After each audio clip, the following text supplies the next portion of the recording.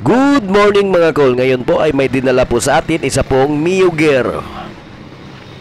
Ang sabi po ng may-ari habang tumatakbo daw sila, bigla na lang po siyang tumerek po yung motor po nila. Kaya po pinadala po nila dito sa atin para ayusin po natin.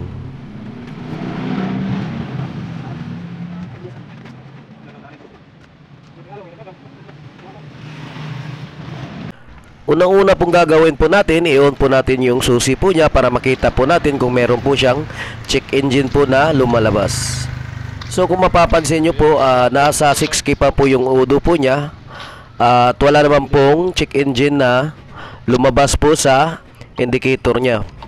Ngayon po, sinubukan po natin na paganahin yung push start po niya. Ayaw talaga gumana po ng push start po ng Mio Gear po natin.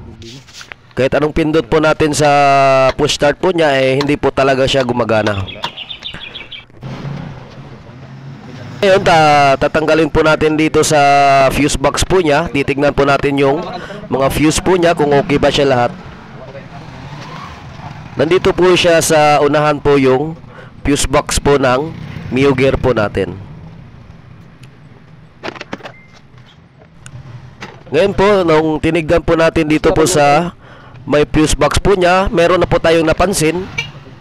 Meron pong mga kagat po ng daga po yung ibang wire po niya dito. Ngayon po, susubukan muna po natin kung okay ba lahat po ng fuse po ng Yamaha gear po natin. Dako-dako gini ba, murag nagyagi sa ilaga ba.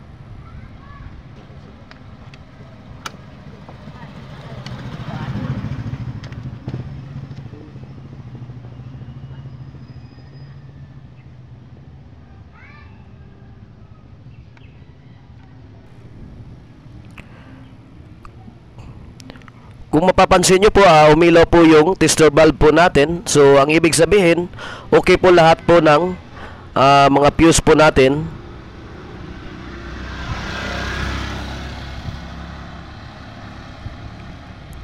So, ngayon po, ang gagawin po natin, may napansin po tayo dito po sa wire po niya, dito po sa gilid po ng fuse box po ng Mio Gear po natin. Ang gagawin po natin ngayon, babaklasin po natin lahat po ng cover po ng Mio Gear po. So ayan, binaklas na po natin yung cover po ng Mio Gear po natin.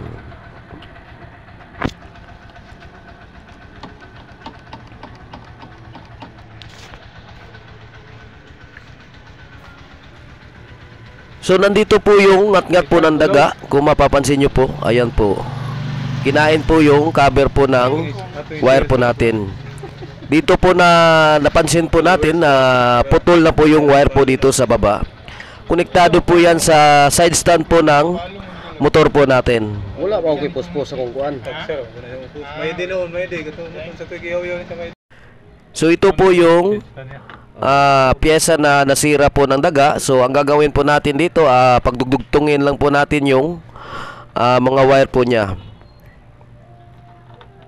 So dito po siya nakalagay, papunta po siya dito po sa side stand po natin. Kaya pala po walang connection po yung starter po natin, hindi siya gumagana kasi naputol na pala yung wire ng side stand po natin.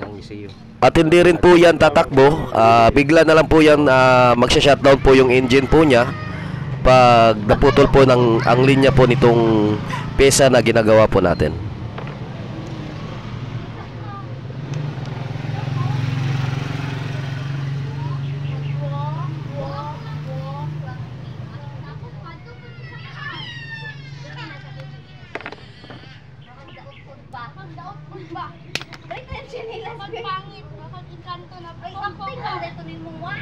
Ay, bilin na, acting na dito, ibilin! Ay, wala na dayon? Ibilin!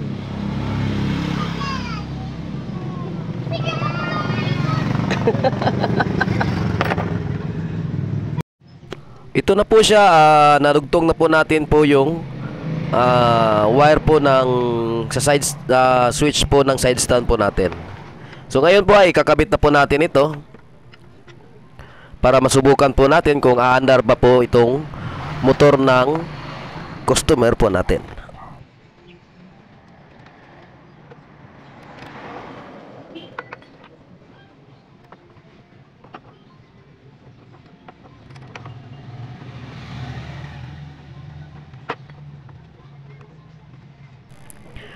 Ayan po, naikabit na po natin ito pong wire po ng switch po ng side stand po natin. So dito po siya nakalagay. Ang purpose din po niyan, kill switch po yan ng engine po natin. Hindi yan gagana po yung starter po natin. Kahit mag-kickstart po tayo, hindi rin din yan aandar. So ngayon susubukan po natin kung aandar na ba ito pong Mio gear po natin. So ayan po, gumagana na po ito pong motor po natin. Umaandar na po siya. Ito po yung purpose po ng side stand po natin. Pag ginamit natin yan, bigla na lang mamatay yung engine po natin. Mga cool, huwag po natin pong kalimutan na mag-like and subscribe po sa YouTube channel ko para updated din naman po kayo sa mga video pong ina-upload ko, mga cool.